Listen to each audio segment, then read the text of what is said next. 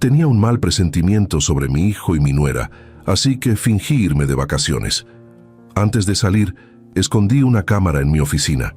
Mientras vigilaba desde lejos, el conserje del edificio se acercó. Me tomó del brazo y murmuró: «A las 7 de la noche, mírala. Ahí vas a entender todo». Cuando llegaron las 7, casi me desmayé por lo que apareció en la pantalla. 67 años cargando una empresa sobre los hombros te enseñan a leer señales que otros no ven. Y esa mañana, cuando entré a mi oficina en el centro de Guadalajara, algo no estaba bien. La puerta principal estaba cerrada con llave, como siempre, pero la cerradura tenía pequeños rayones nuevos, marcas que no estaban ahí el viernes anterior. Me detuve en el pasillo, con la llave todavía en la mano, mirando esas líneas finas en el metal cromado. No eran de uso normal, eran del tipo que deja a alguien forzando una entrada con prisa. Entré despacio.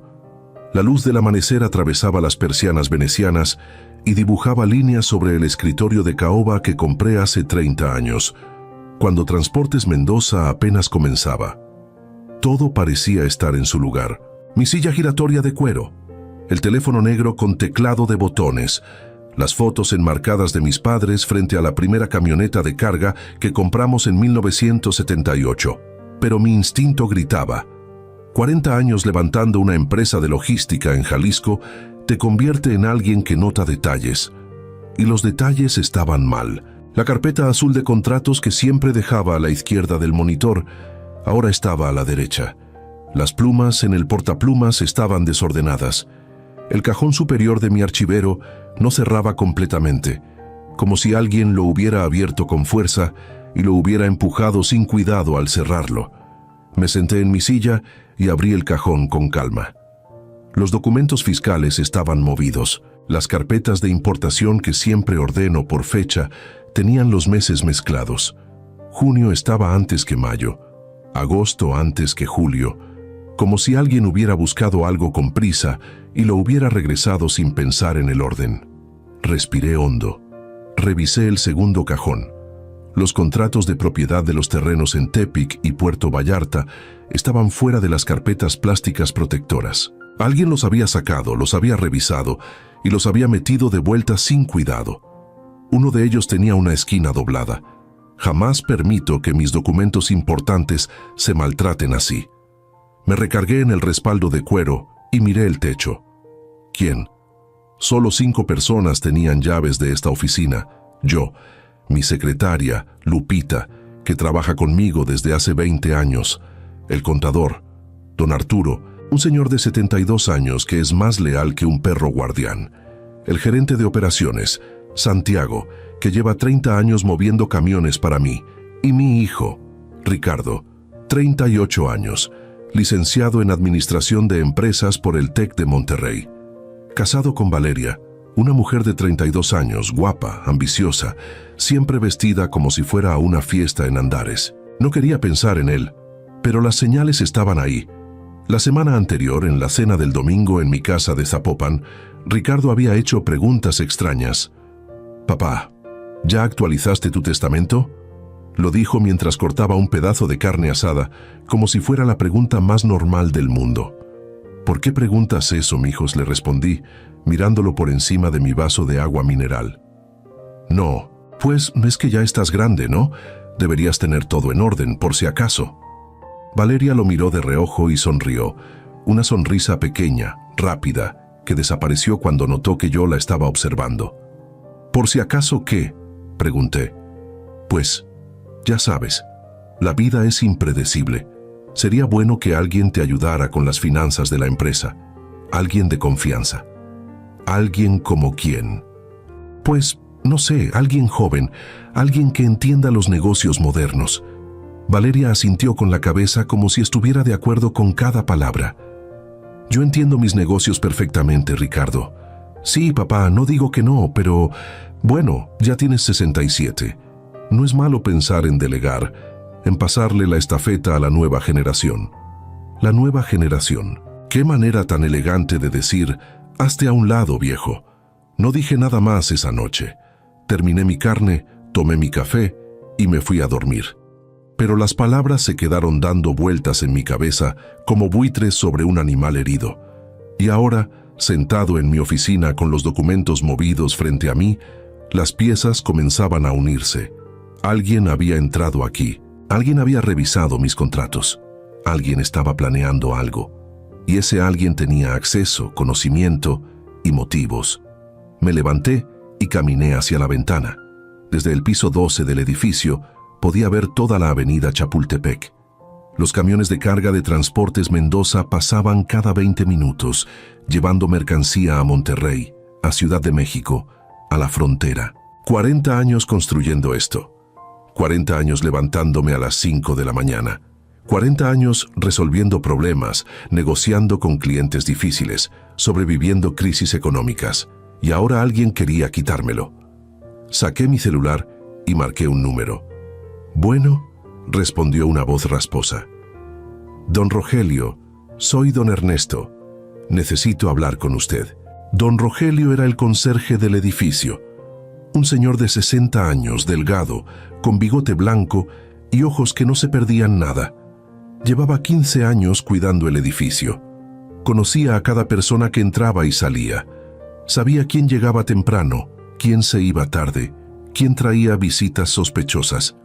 «Dígame, don Ernesto, ¿en qué le puedo ayudar? ¿Ha visto movimientos extraños en mi oficina? ¿Alguien entrando fuera de horario?» Hubo un silencio del otro lado de la línea. «Venga a la caseta, don Ernesto. Aquí platicamos mejor». Bajé por el elevador y caminé hacia la entrada del edificio. Don Rogelio estaba sentado en su silla de plástico, tomando café de un termo. Me vio llegar y señaló una silla plegable junto a él. Me senté. «Dígame, don Rogelio». Él tomó un trago de café y miró hacia el estacionamiento. «Su hijo ha venido 3 veces en las últimas 2 semanas, siempre después de las 6 de la tarde, siempre con su esposa, siempre suben directo a su oficina». Sentí un golpe frío en el estómago. «¿Y qué hacen ahí?»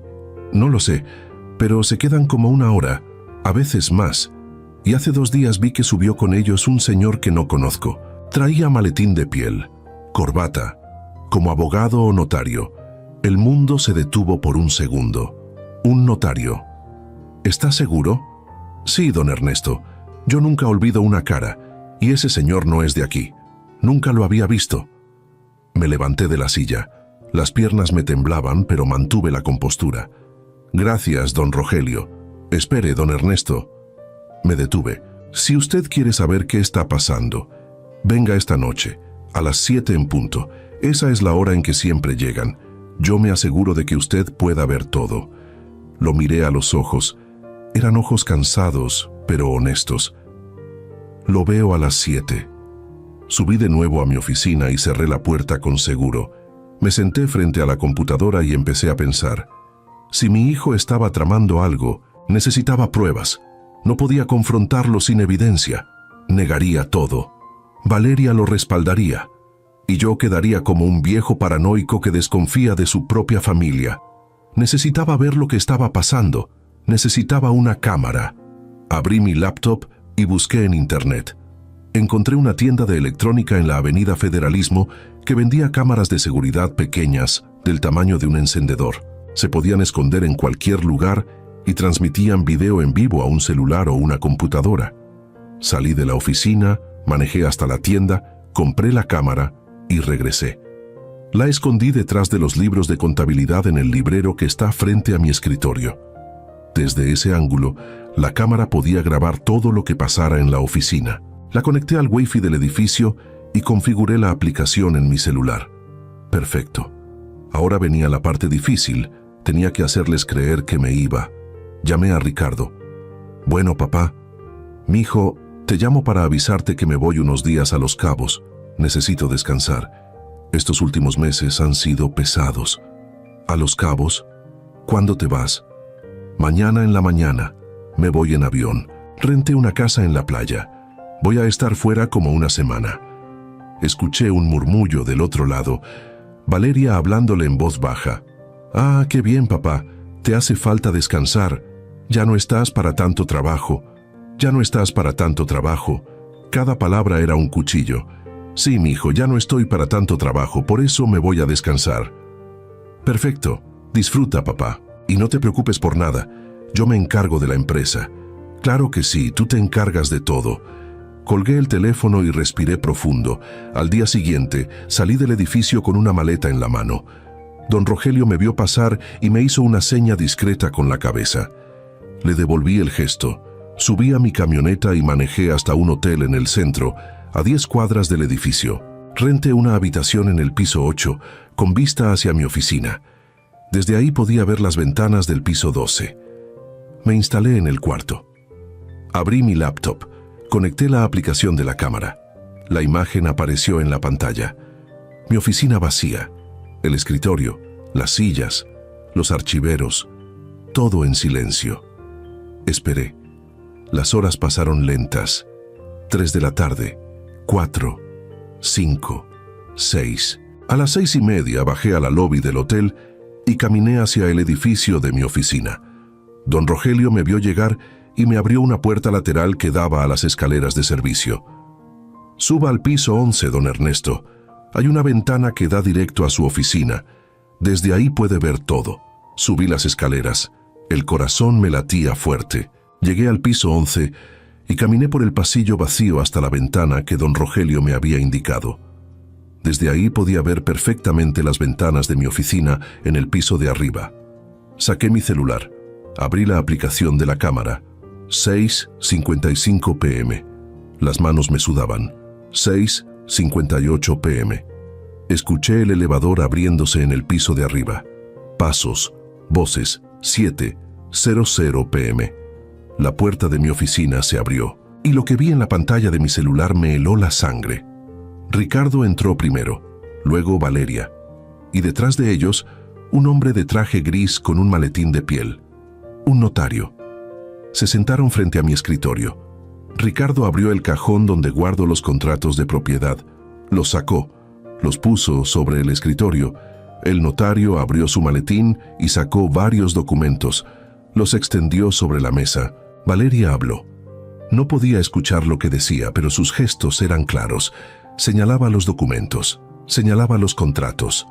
Sonreía. Ricardo asintió. El notario sacó una pluma, y entonces vi algo que me partió el alma.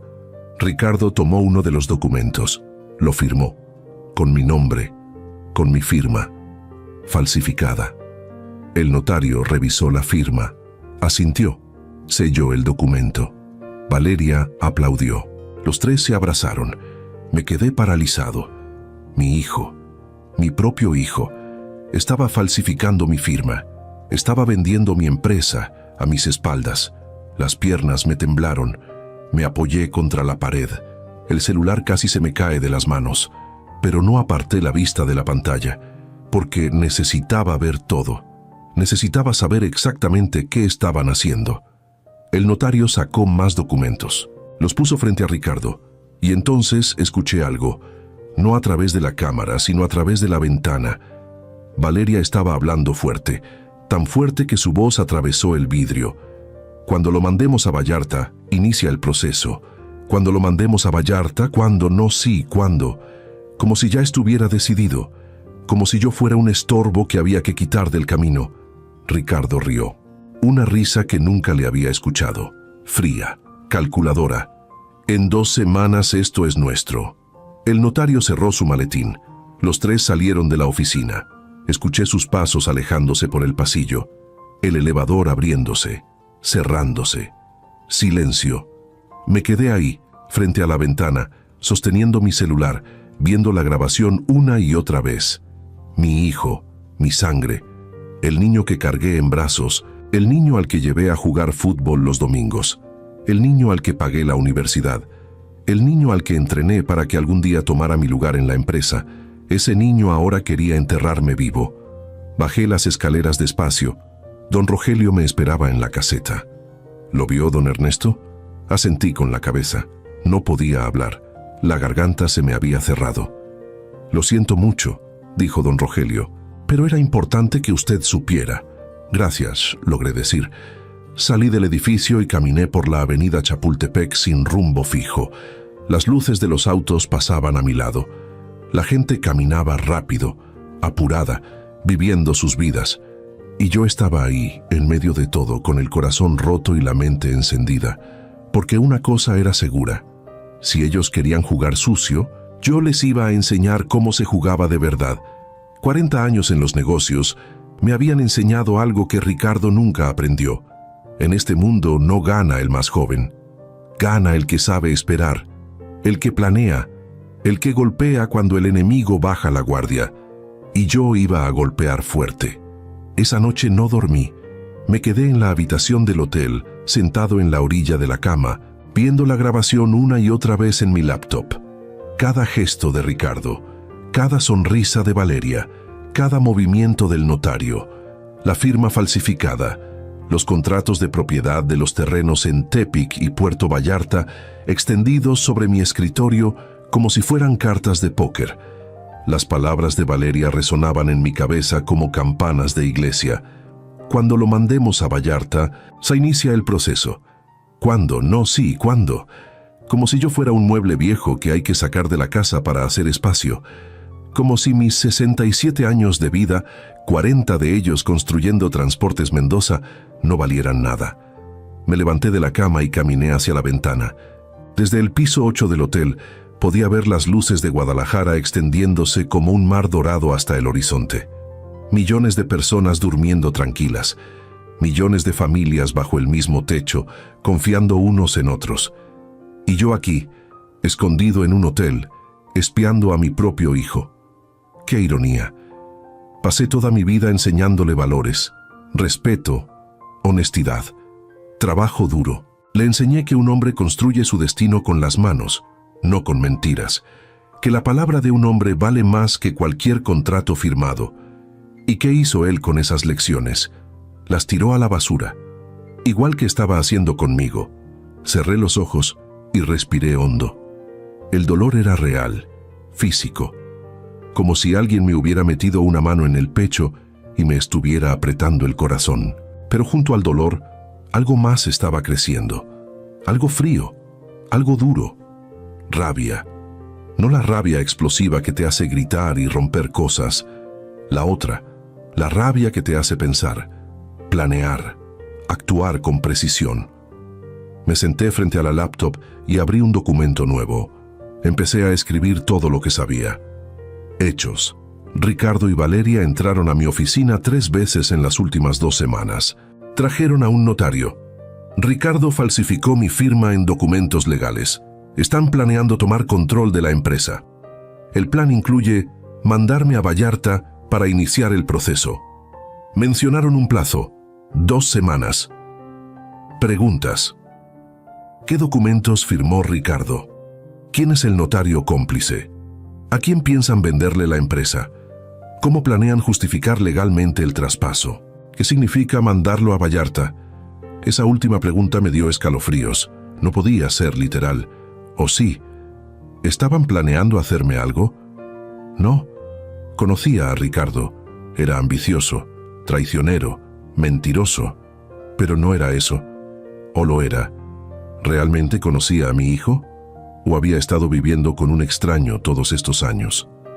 Cerré la laptop y tomé mi celular. Busqué en mis contactos hasta encontrar el nombre que necesitaba. Licenciado Germán Ochoa, mi abogado, uno de los mejores abogados corporativos de Jalisco. 62 años, cabello plateado, trajes italianos, una mente afilada como navaja.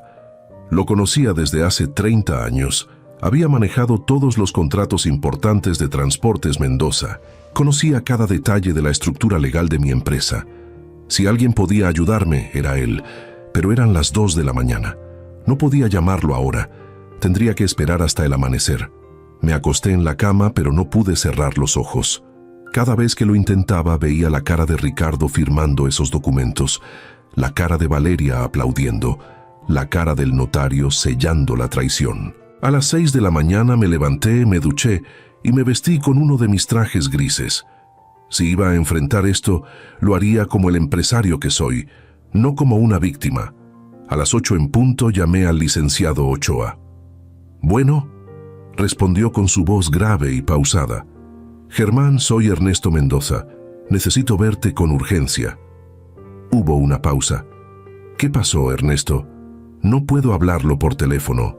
Podemos vernos en tu oficina. Claro, ¿a qué hora? ¿Puedes ahora? Otra pausa. Dame una hora. Te veo a las 9. Ahí estaré. Colgué.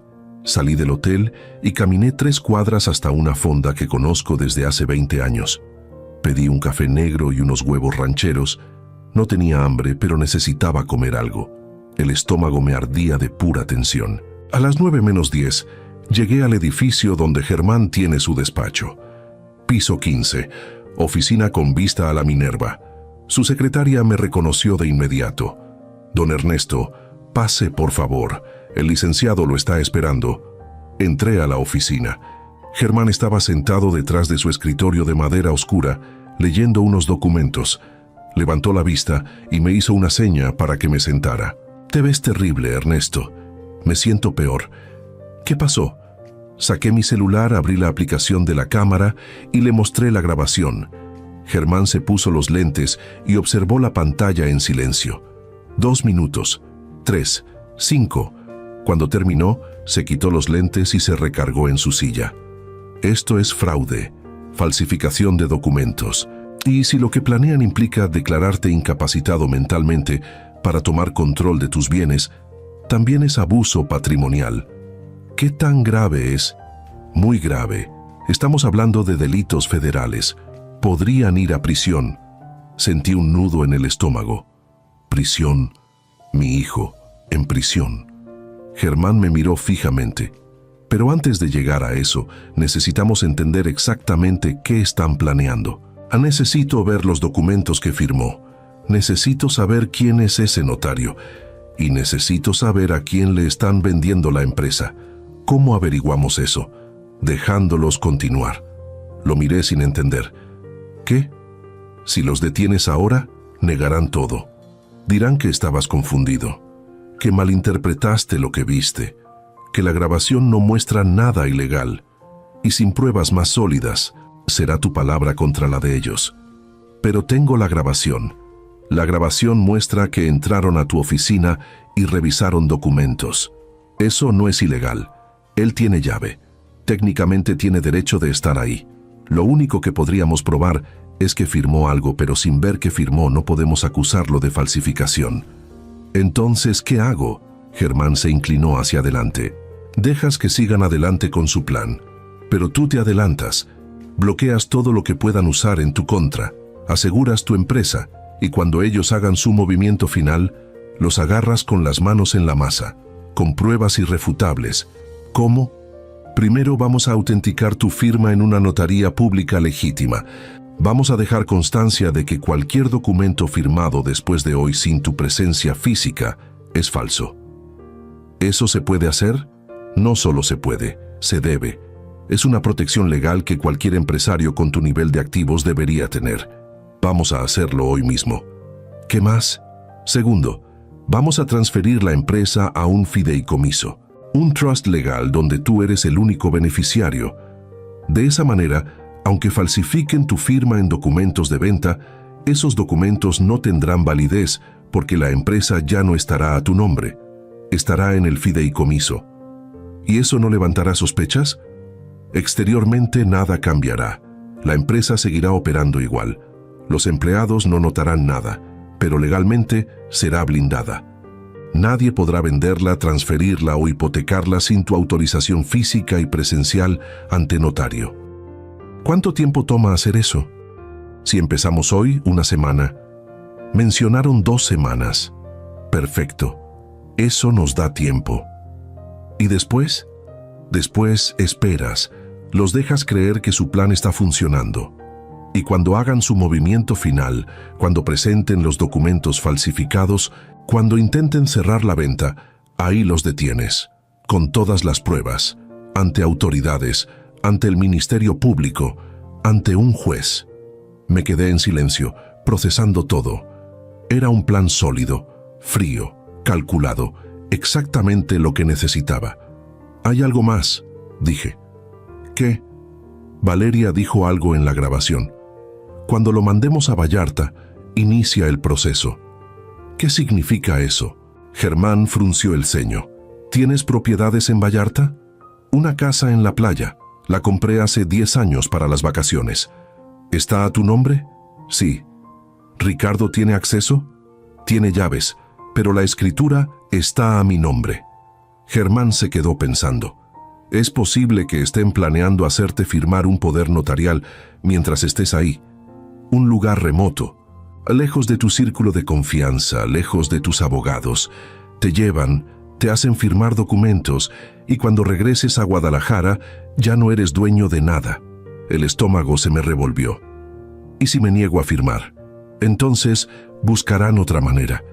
Podrían falsificar más documentos, podrían intentar declararte incapacitado, podrían inventar que tienes problemas de salud mental. Con los médicos correctos y los documentos correctos es posible. ¿Tan fácil es quitarle todo a alguien? Si la víctima no se protege, sí. Por eso es importante que actuemos rápido. Me levanté de la silla. Empecemos hoy. Germán asintió. Dame 2 horas para preparar los documentos. A las 11 nos vemos en la notaría pública número 7. Es una notaría que conozco bien. El notario es de total confianza. Ahí estaré. Salí de su oficina y bajé a la calle. El sol de la mañana pegaba fuerte sobre el asfalto. La ciudad seguía moviéndose. Autos, camiones, gente caminando rápido con sus celulares en la mano, todos viviendo sus vidas normales. Y yo aquí, en medio de una guerra que nunca pedí, caminé sin rumbo por unos minutos. Necesitaba despejar la mente. Necesitaba pensar. ¿Cómo había llegado a este punto? ¿En qué momento perdí a mi hijo? ¿Fue cuando lo metí al TEC de Monterrey? ¿Fue cuando conoció a Valeria? ¿Fue cuando le empecé a dar responsabilidades en la empresa?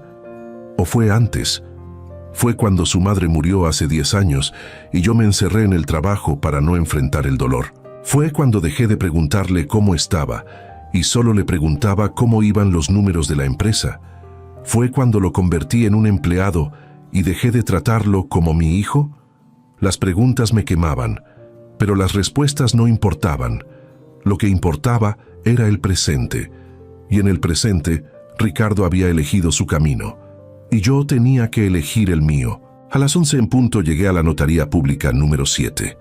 Germán ya estaba ahí, con un folder lleno de documentos. El notario era un señor de 50 años, delgado, con lentes y un traje café. «Don Ernesto, es un placer», me dijo, extendiendo la mano. «El placer es mío». Nos sentamos en su oficina privada. Germán extendió los documentos sobre el escritorio. «Don Ernesto, estos son documentos de autenticación de firma. Lo que vamos a hacer es simple. Usted va a firmar estos papeles en mi presencia, en presencia del notario y en presencia de 2 testigos. Vamos a dejar constancia de su firma oficial y vamos a declarar que cualquier documento firmado fuera de este procedimiento, sin su presencia física verificada, será considerado falso». Perfecto. Firmé cada documento. El notario selló cada página. Los testigos firmaron también. Todo quedó registrado. «Listo», dijo el notario. «A partir de este momento, si alguien presenta documentos con su firma y usted no estuvo presente para firmarlos, esos documentos son legalmente nulos. Y si ya firmaron algo con mi firma falsificada, esos documentos también serán nulos. A él, la persona que los presentó, enfrentará cargos penales». Asentí con la cabeza. Primer paso completado. «Ahora lo del fideicomiso», dijo Germán. Pasamos las siguientes 4 horas en la notaría, preparando los documentos de transferencia de Transportes Mendoza a un fideicomiso privado. Era un proceso complejo, pero necesario. Al final del día, la empresa estaba protegida, legalmente blindada. Nadie podría tocarla sin mi autorización física y presencial. Salí de la notaría a las 5 de la tarde, exhausto, pero aliviado. Germán caminó conmigo hasta el estacionamiento. «¿Qué sigue?», le pregunté. «Ahora esperas, mantienes la grabadora activa en tu oficina. Los dejas moverse, los dejas creer que todo va según su plan, y cuando hagan su jugada final, los detienes. ¿Y si intentan algo antes?». «No lo harán». Mencionaron 2 semanas. Eso significa que están esperando el momento correcto. Probablemente están esperando a que llegue el comprador, a que se junte el dinero, a que todo esté listo para cerrar la operación. ¿Y quién puede ser el comprador? Eso es lo que tienes que averiguar. ¿Tienes competidores que hayan mostrado interés en comprar tu empresa? Pensé un momento. Sí, Transportes del Pacífico, una empresa de Sinaloa. Llevan años tratando de expandirse a Jalisco. Me han hecho ofertas antes, pero siempre las he rechazado. ¿Conoces al dueño? Sí, se llama Humberto Salazar, un tipo ambicioso, sin escrúpulos. ¿Crees que él estaría dispuesto a participar en algo así? Si le conviene, sí. Entonces es probable que él sea el comprador. Investiga, discretamente, sin levantar sospechas. ¿Cómo? Tienes contactos en el gremio, ¿no? Sí. Úsalos. Pregunta si alguien ha escuchado rumores de que Transportes del Pacífico está por hacer una adquisición grande. Si la respuesta es sí, entonces sabremos que el plan está en marcha. Asentí. ¿Algo más? Sí. Mantén la distancia con Ricardo. No confrontes, no muestres sospechas. Actúa normal, como si nada pasara. Eso va a ser difícil, lo sé, pero es necesario.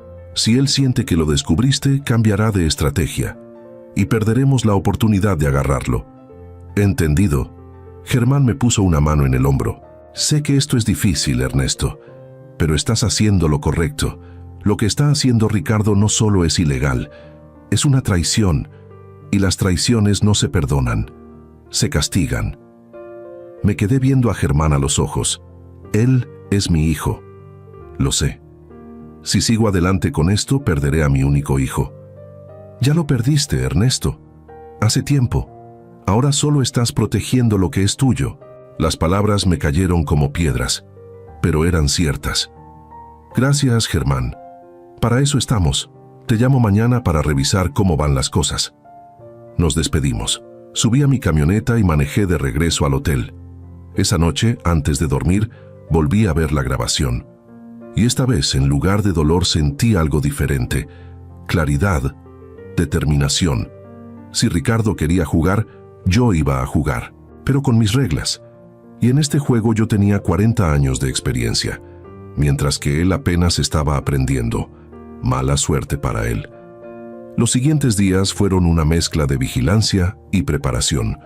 Mantuve la cámara activa en mi oficina. Revisaba la grabación cada noche. Ricardo volvió 2 veces más. Siempre con Valeria, siempre revisando documentos, siempre hablando en voz baja. Como conspiradores, una noche los escuché mencionar una cifra. 35 millones. El precio de venta, mi empresa, 40 años de trabajo, valuada en 35 millones de pesos. Me dieron ganas de reír. Transportes Mendoza valía el triple de eso.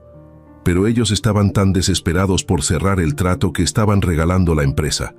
Idiotas. Mientras tanto, hice mis propias investigaciones. Llamé a don Manuel, un viejo amigo que tiene una empresa de mensajería en Monterrey. Conoce a todos en el gremio del transporte.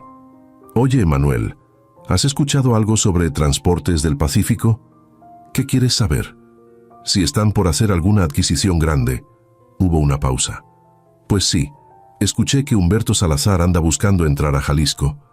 Dicen que ya tiene un trato cerrado, que va a comprar una empresa grande. El estómago se me revolvió. ¿Sabes cuál empresa? No me dijeron, pero por el tamaño de la operación, solo puede ser una de 3, y una de esas eres tú. ¿Cuándo cierra el trato? No sé, pero pronto, en las próximas semanas, según escuché. Gracias, Manuel. ¿Todo bien, Ernesto?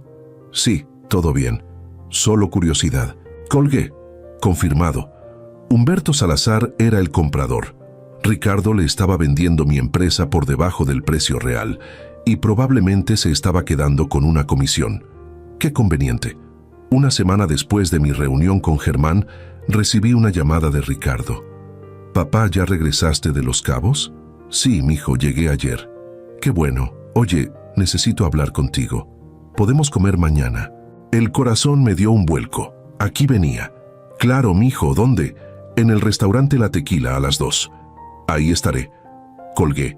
Llamé a Germán inmediatamente. «Quiere hablar conmigo». «Perfecto. Eso significa que ya está listo para hacer su movimiento. Ve a la comida, escucha lo que tiene que decir. pero no firmes nada bajo ninguna circunstancia. Y si insiste, dile que necesitas pensarlo, que necesitas revisar los papeles con tu abogado. Gana tiempo y graba la conversación. ¿Grabar? Sí, con tu celular. Activa la grabadora de voz y déjala en tu bolsillo. Necesitamos evidencia de lo que te va a proponer.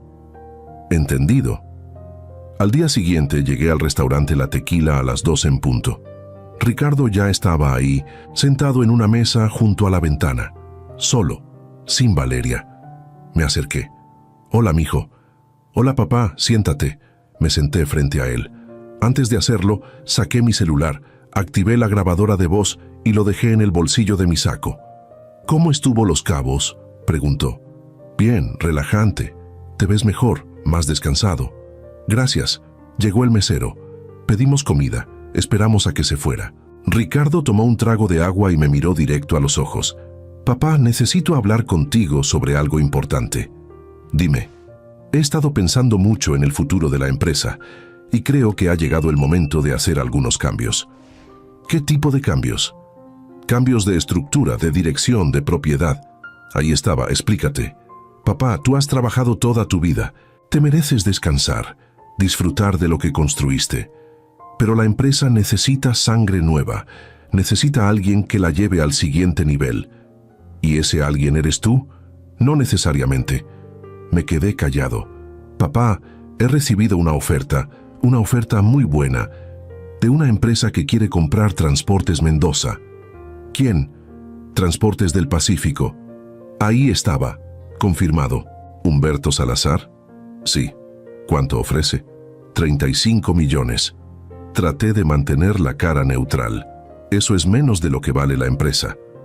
Lo sé, pero es una oferta justa considerando el estado actual del mercado. Mentira. El mercado del transporte estaba en uno de sus mejores momentos. ¿Y por qué no me consultaste antes de recibir esa oferta? Ricardo se removió incómodo en su silla. Porque sabía que dirías que no. Porque eres terco, papá. Porque no quieres soltar la empresa aunque ya no tengas la energía para manejarla. Cada palabra era un insulto, pero mantuve la calma. ¿Y qué pasa con los empleados? ¿Con las familias que dependen de Transportes Mendoza? Humberto prometió mantener a todos. Nadie pierde su trabajo. Otra mentira, conocía a Humberto. Lo primero que haría sería despedir al 50% de la plantilla para reducir costos. ¿Y tú qué ganas con esto? Ricardo pestañeó. ¿Qué? ¿Qué ganas tú con esta venta? Nada, papá. Solo quiero lo mejor para ti. Mentiroso. Ricardo, si vendo la empresa, ¿a dónde va el dinero? Pues, a ti. ¿Y después? Después, pues, algún día, cuando tú ya no estés, pasará a mí. ¿Y si no quiero vender? La cara de Ricardo cambió. La máscara amable se resquebrajó por un segundo, y vi lo que había debajo, frialdad. Papá, no estoy pidiéndote permiso, estoy diciéndote lo que va a pasar. El aire se congeló entre nosotros. ¿Cómo dijiste? Ya firmé los papeles. La venta está hecha. Solo necesito que tú firmes la transferencia final. Sentí que el piso se movía debajo de mí, pero mantuve la compostura. ¿Firmaste en mi nombre? Firmé como representante legal de la empresa. Tú no eres representante legal. Tengo poder notarial. No te he dado ningún poder notarial. Ricardo sacó un sobre de su portafolio y lo puso sobre la mesa. Sí lo hiciste.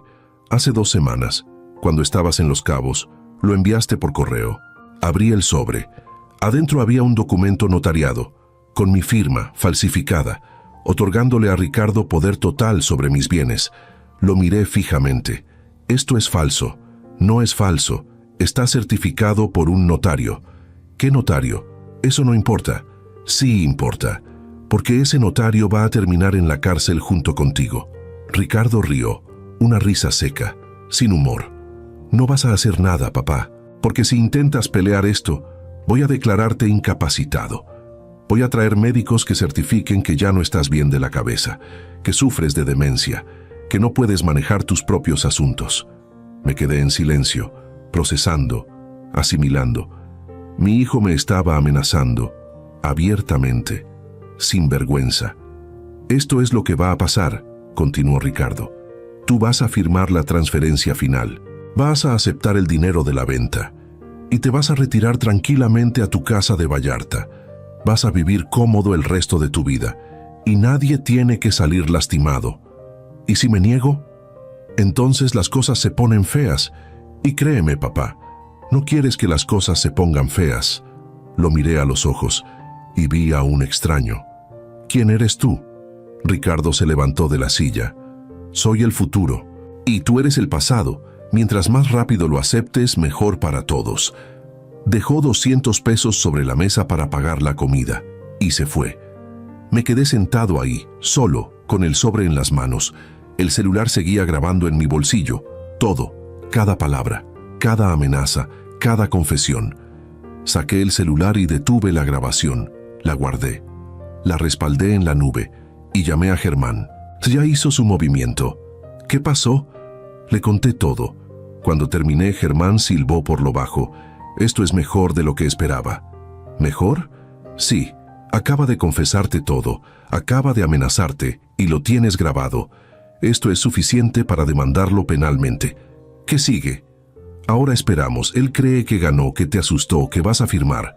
Pero tú no vas a hacer nada. Y cuando él presente los documentos falsos para cerrar la venta, ahí lo agarramos. ¿Cuándo será eso? Pronto, muy pronto. Si ya firmó los papeles preliminares, el cierre debe estar a días. Y mientras tanto, tú te preparas. Porque cuando esto explote, va a explotar fuerte. Colgué. Me quedé sentado en el restaurante, viendo por la ventana. La gente pasaba caminando. Autos. Vida. Y yo aquí, en el centro de una tormenta. Pero esta vez, yo controlaba el viento. Los siguientes 3 días fueron los más largos de mi vida. Cada hora se sentía como una eternidad. Cada minuto arrastrándose como una procesión fúnebre.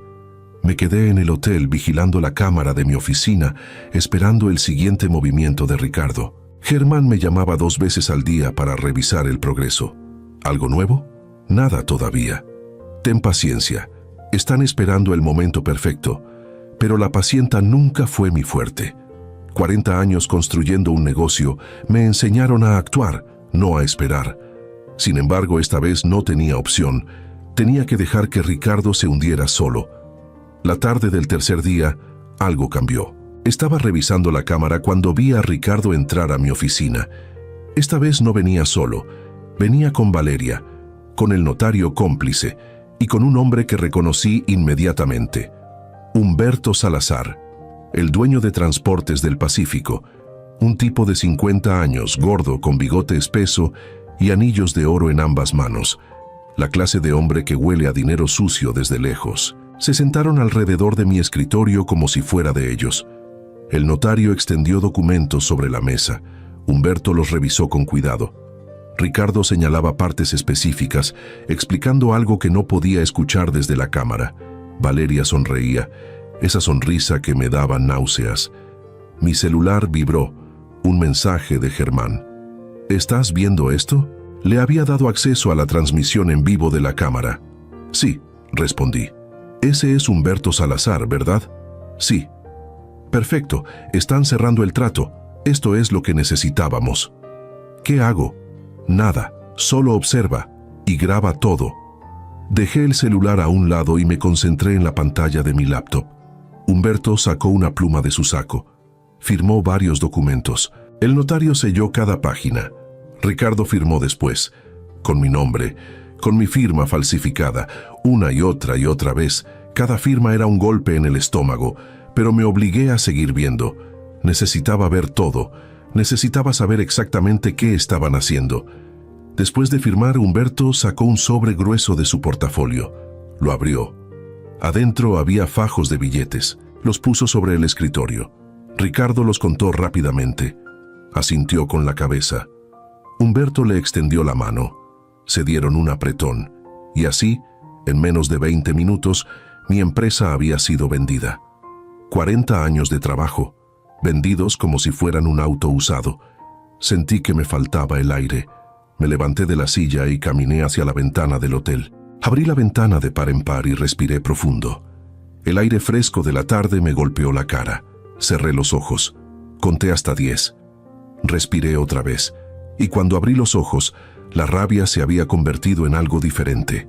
En determinación. En claridad absoluta. Ahora tenía todo lo que necesitaba. Llamé a Germán. Lo tengo todo grabado. Perfecto. Descarga el video. Guárdalo en 3 lugares diferentes. Nube, disco duro, USB. No podemos arriesgarnos a perderlo. Entendido. Ahora viene la parte difícil. ¿Qué parte?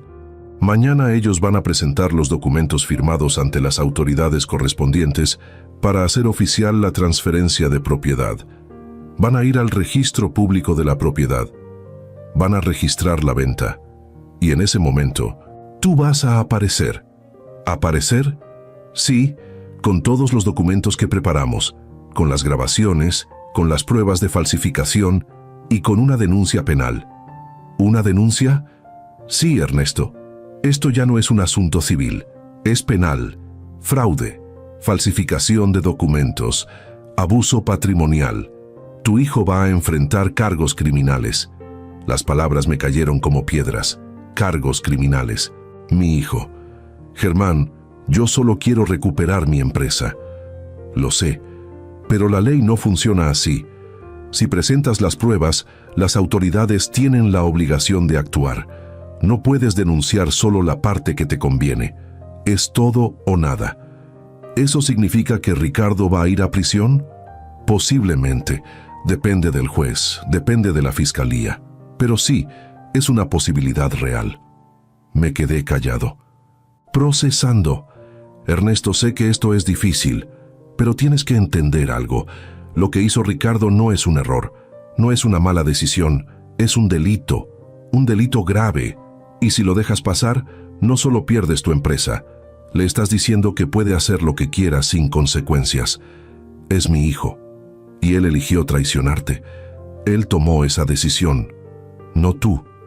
Respiré profundo. ¿Qué tengo que hacer? Mañana a las 9 de la mañana, preséntate en mi oficina. Vamos a ir juntos al Ministerio Público a presentar la denuncia. Después, vamos al registro público. Y cuando Ricardo llegue ahí con sus documentos falsos, la policía lo va a estar esperando. ¿Y Humberto Salazar? Él también. Si participó en la compra sabiendo que los documentos eran falsos, es cómplice. Enfrenta los mismos cargos. ¿Y el notario? Ese va a perder su licencia y probablemente también enfrente cargos. Certificar documentos falsos es una falta grave. ¿Y Valeria?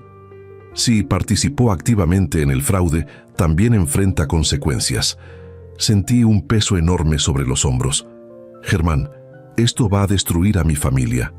Tu familia ya está destruida, Ernesto. Ricardo se encargó de eso. Tenía razón. Lo sabía, pero dolía escucharlo. Te veo mañana a las 9. Aquí estaré. Colgué. Me senté en la orilla de la cama. El cuarto del hotel de repente se sentía pequeño, sofocante. Me levanté y salí a caminar. Bajé a la calle y caminé sin rumbo por el centro de Guadalajara. Las luces de los negocios iluminaban las banquetas.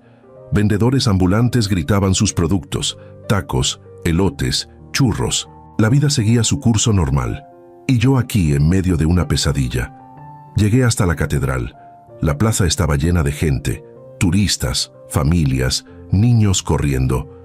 Me senté en una banca frente a la fuente y por primera vez en 3 días dejé que las emociones me alcanzaran. No lloré, no grité, pero sentí el peso completo de lo que estaba a punto de hacer. Mañana mi hijo iba a ser arrestado por mi culpa. Bueno, no, por su culpa. Él tomó las decisiones. Él falsificó los documentos. Él vendió mi empresa a mis espaldas. Yo solo estaba protegiendo lo que era mío. Pero aún así, era mi hijo, el niño que cargué en brazos cuando nació, el niño al que le enseñé a andar en bicicleta, el niño que lloraba en mis brazos cuando su madre murió. ¿En qué momento ese niño se convirtió en esto? ¿En qué momento perdí la capacidad de verlo? ¿En qué momento dejó de ser mi hijo y se convirtió en mi enemigo? Las preguntas no tenían respuesta, o tal vez sí. Tal vez la respuesta era simple. Nunca lo perdí. Simplemente nunca lo tuve. Tal vez siempre fue así. Tal vez solo lo estaba viendo claramente por primera vez. Me quedé sentado en esa banca hasta que oscureció, hasta que las luces de la catedral se encendieron, hasta que la plaza se vació. Y entonces me levanté, caminé de regreso al hotel, subí a mi cuarto, me duché, me acosté, y por primera vez en días dormí. No fue un sueño tranquilo, pero fue suficiente. A las 8 de la mañana del día siguiente me levanté, me vestí con mi mejor traje gris y salí del hotel. Manejé hasta la oficina de Germán. Él ya me estaba esperando en la entrada del edificio, con un portafolio de piel negro en la mano. «Buenos días, Ernesto». «Buenos días. ¿Listo?» Asentí con la cabeza. «Vamos».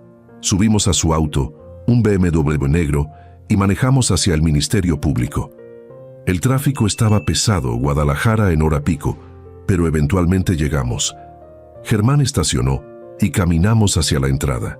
Pasamos seguridad. Subimos al tercer piso. Entramos a una oficina donde una secretaria nos recibió. «Buenos días. Venimos a presentar una denuncia». «Claro. Siéntense, por favor. El fiscal los atenderá en un momento». Nos sentamos en unas sillas de plástico incómodas. Esperamos 15 minutos. Finalmente, un hombre de unos 45 años con camisa blanca y corbata azul salió de una oficina. «¿Licenciado Ochoa?» «Sí, señor. Pasen, por favor». Entramos a su oficina. Nos sentamos frente a su escritorio. «¿En qué les puedo ayudar?» Germán abrió su portafolio y sacó todos los documentos.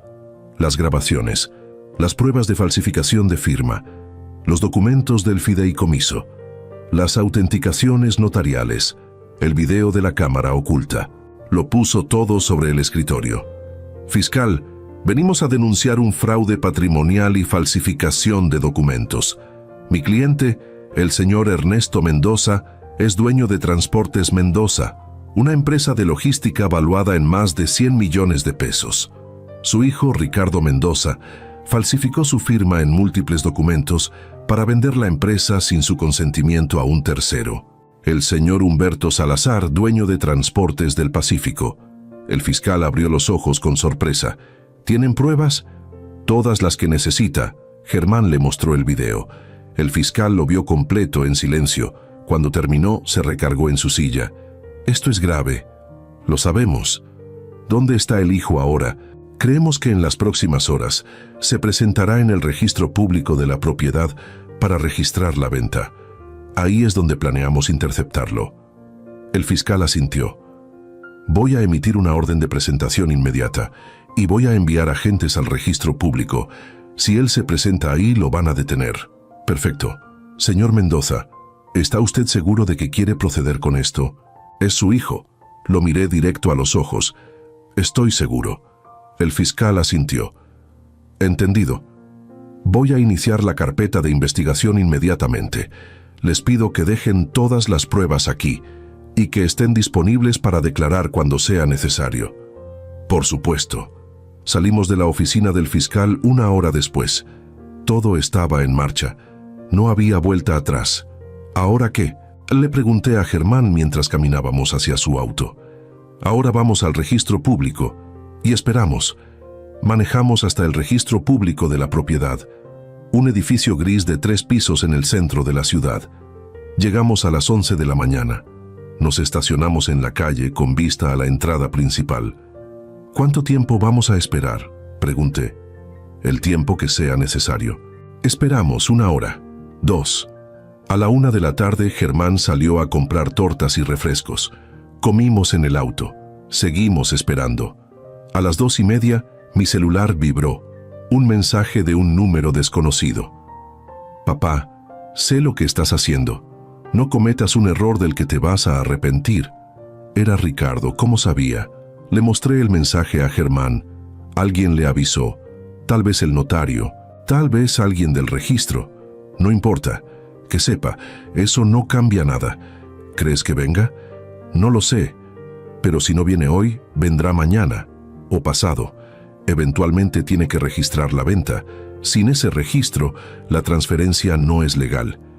Otro mensaje llegó. «Podemos arreglar esto, hablemos tú y yo, sin abogados». No respondí. Germán me miró. No le contestes, no le des información. Que se desespere. Guardé el celular. Seguimos esperando. A las 3:15, un auto plateado se estacionó frente al registro público. Ricardo bajó del asiento del conductor. Valeria bajó del asiento del copiloto. El notario bajó del asiento trasero. Los tres caminaron hacia la entrada del edificio. Ahí están, dije. Germán marcó un número en su celular. Fiscal, ya llegaron. Están entrando al edificio. Colgó. Los agentes ya están adentro, esperando. Mi corazón latía tan fuerte que podía sentirlo en las sienes. Ricardo, Valeria y el notario entraron al edificio. Pasaron 5 minutos, 10, 15, y entonces las puertas del registro se abrieron de golpe. 2 agentes de la policía ministerial salieron, con Ricardo esposado, con el notario esposado. Valeria caminaba detrás, también esposada. Los tres gritaban, Ricardo forcejeaba. «Esto es un error, suéltenme, soy inocente». Valeria lloraba. «No hicimos nada malo, esto es un abuso». El notario no decía nada, solo caminaba con la cabeza baja, derrotado. Los metieron a una patrulla. La patrulla arrancó. Se fueron. Y yo me quedé ahí, sentado en el auto de Germán, viendo cómo se llevaban a mi hijo.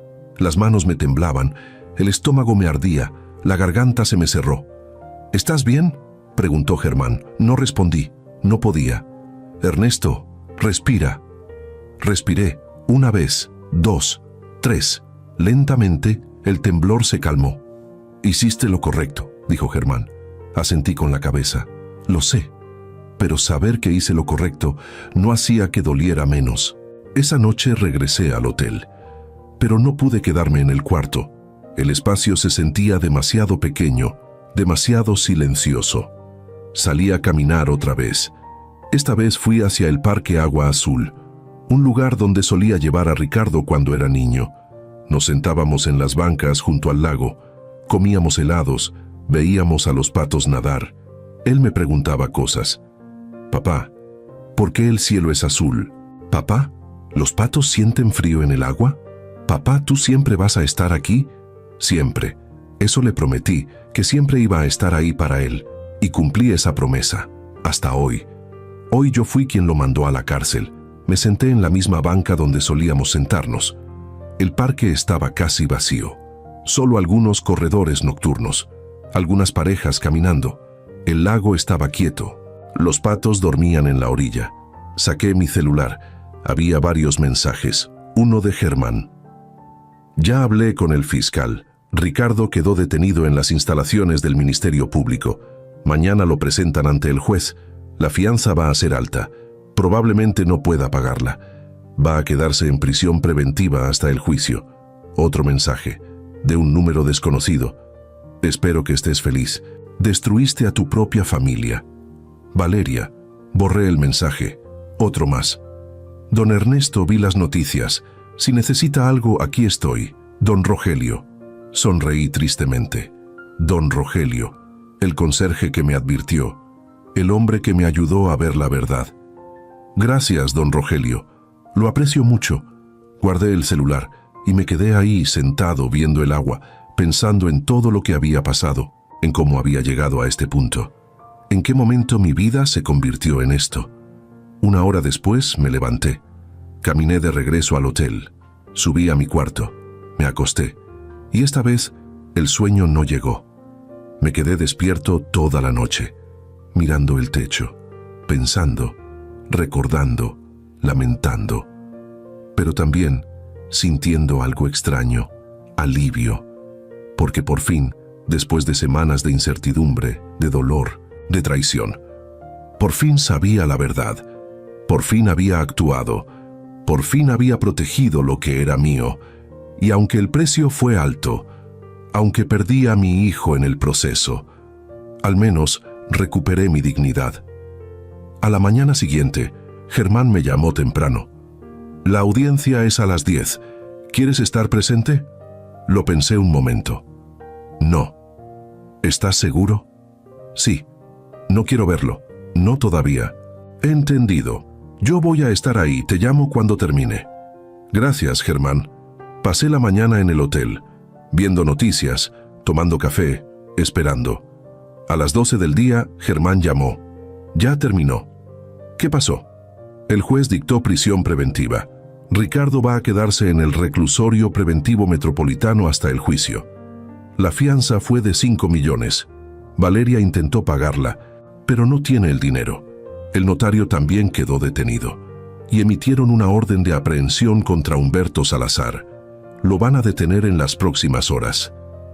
¿Cuánto tiempo va a durar el juicio? Meses, tal vez un año. Depende de cuánto se alarguen los procesos. ¿Y la empresa? La empresa sigue siendo tuya. El fideicomiso funcionó. Todos los documentos que Ricardo firmó son nulos. Humberto no tiene ningún derecho sobre Transportes Mendoza. Todo vuelve a ti. Respiré profundo. Gracias, Germán. No tienes que agradecerme.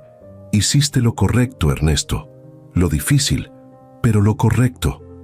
Colgué, me senté en la orilla de la cama y por primera vez en semanas sentí algo parecido a la paz. No era felicidad, no era alegría, era simplemente la ausencia de miedo, la ausencia de incertidumbre. Sabía lo que venía, sabía que los próximos meses iban a ser difíciles, que habría juicios, declaraciones, prensa, escándalos, pero también sabía que había hecho lo correcto, había protegido lo que era mío, había defendido mi legado, y aunque perdí a mi hijo, al menos no perdí mi dignidad. 3 meses después del arresto, volví a mi oficina. La misma oficina del piso 12 con vista a la avenida Chapultepec. La misma donde Ricardo me traicionó. Pero ahora era diferente. Cambié las cerraduras. Quité la cámara oculta. Reorganicé los muebles. Contraté un gerente nuevo para reemplazar a Ricardo. Un hombre de 50 años, experimentado, leal. Alguien que entendía que la confianza se gana con acciones, no con palabras. Transportes Mendoza seguía operando. Los camiones seguían rodando. Las rutas seguían funcionando. Los empleados seguían trabajando. La vida continuaba. Pero yo había cambiado. Ya no era el mismo hombre que fingió irse de vacaciones hace meses. Ese hombre confiaba demasiado. Ese hombre creía que la sangre era más fuerte que cualquier cosa. Ese hombre estaba equivocado. Aprendí algo en estos meses. Aprendí que la familia no se define por la sangre, se define por las acciones, por la lealtad, por el respeto. Y Ricardo perdió todo eso el día que decidió falsificar mi firma. El juicio avanzaba lentamente.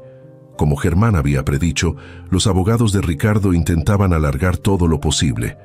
Apelaciones, recursos, tecnicismos legales. Pero las pruebas eran contundentes. Las grabaciones, los documentos falsificados, los testimonios.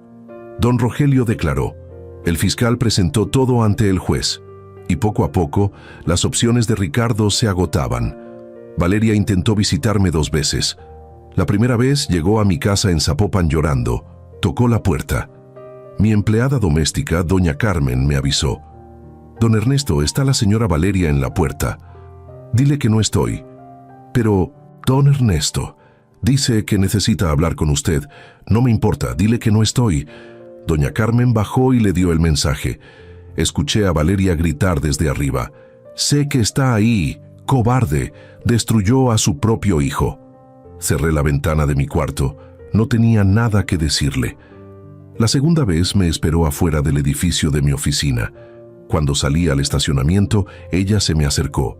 Don Ernesto, por favor, hablemos. No tenemos nada de qué hablar. Ricardo es su hijo, su único hijo. ¿Cómo puede hacerle esto? Me detuve. La miré directo a los ojos. Yo no le hice nada.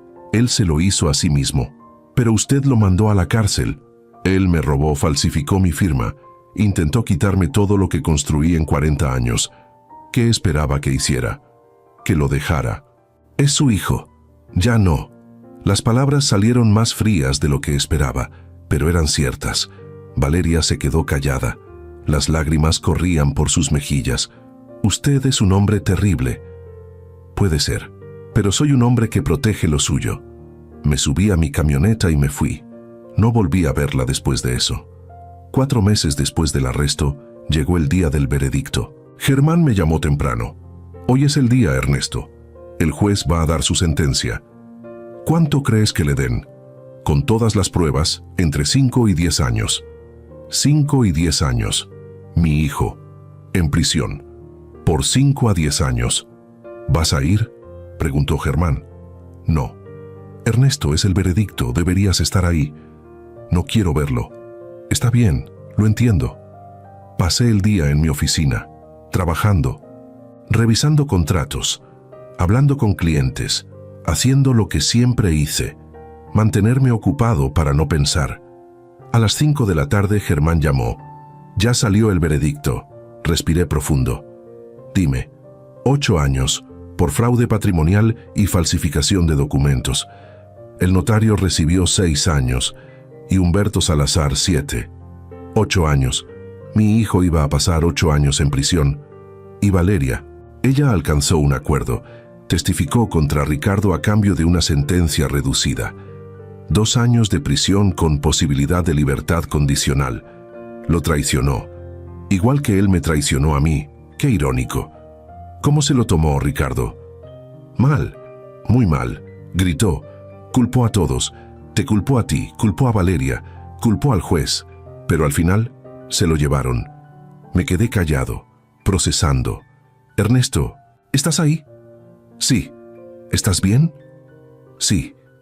Mentira, no estaba bien, pero iba a estarlo. Gracias por todo, Germán. Para eso estamos. Si necesitas algo, llámame. Colgué. Me quedé sentado en mi silla, mirando por la ventana. El sol se estaba ocultando detrás de los edificios.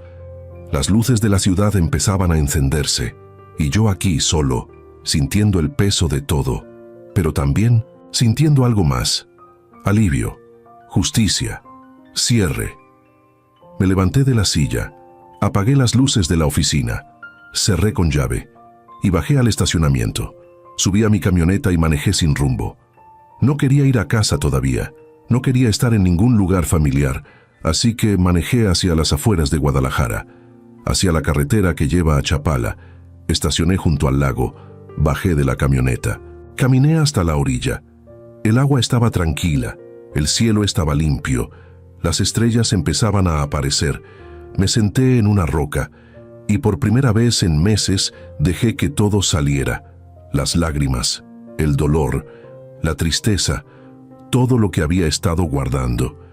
Lloré, no como un hombre derrotado, sino como un hombre que había cargado demasiado por demasiado tiempo y finalmente podía soltar.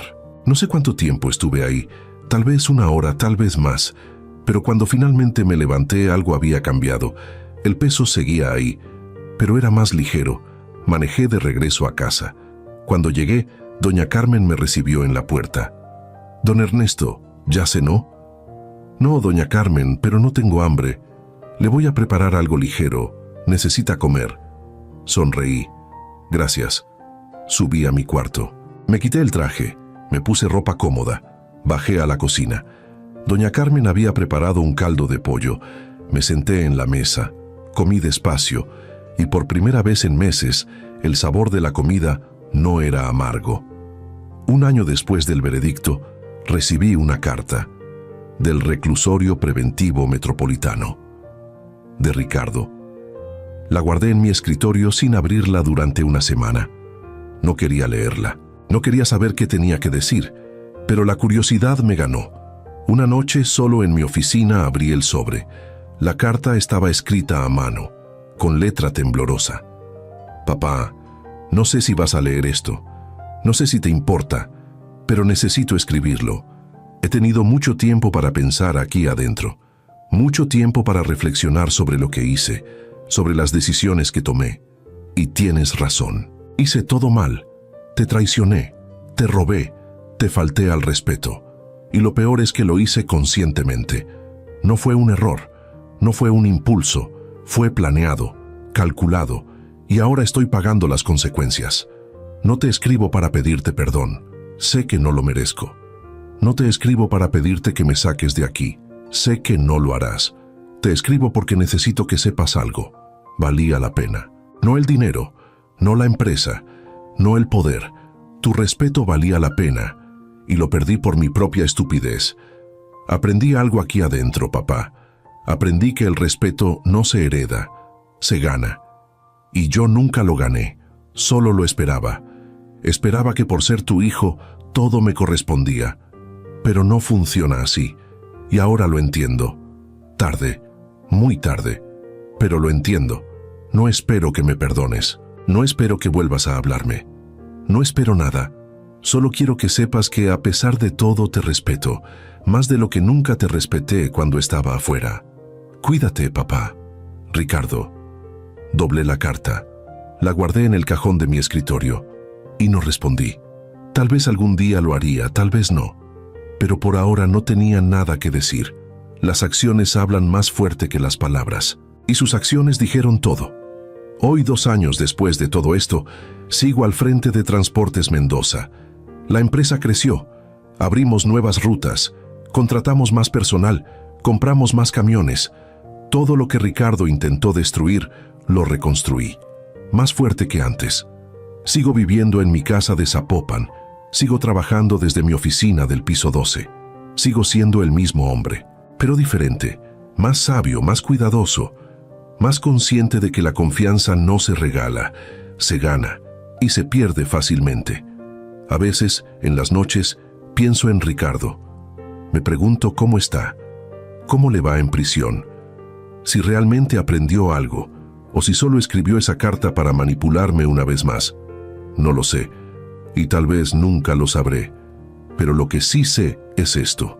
Hice lo correcto, protegí lo que era mío, defendí mi dignidad, y aunque el precio fue alto, valió la pena, porque en este mundo, un hombre que no defiende lo suyo no es un hombre, es una víctima, y yo me niego a ser una víctima. Aprendí que el respeto no se mendiga, se impone, que la familia no se define por la sangre, se define por la lealtad, y que a veces la decisión más difícil es la correcta. Si estás escuchando esto y estás pasando por algo similar, te digo algo.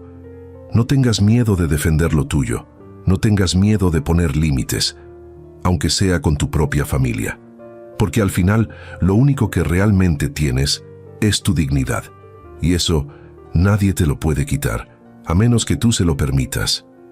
Yo no lo permití, y tú tampoco deberías. Gracias por escuchar mi historia. Espero que te sirva de algo. Y recuerda, el respeto se gana, la dignidad se defiende y la traición se paga. Siempre. Gracias por acompañarme en esta historia. Si te hizo reflexionar, déjame un comentario. Me gustaría saber qué hubieras hecho tú en mi lugar. Y si conoces a alguien que esté pasando por algo similar, comparte esta historia. Tal vez le ayude a tomar la decisión correcta. Nos vemos en la próxima historia. Cuídate. Y cuida lo que es tuyo.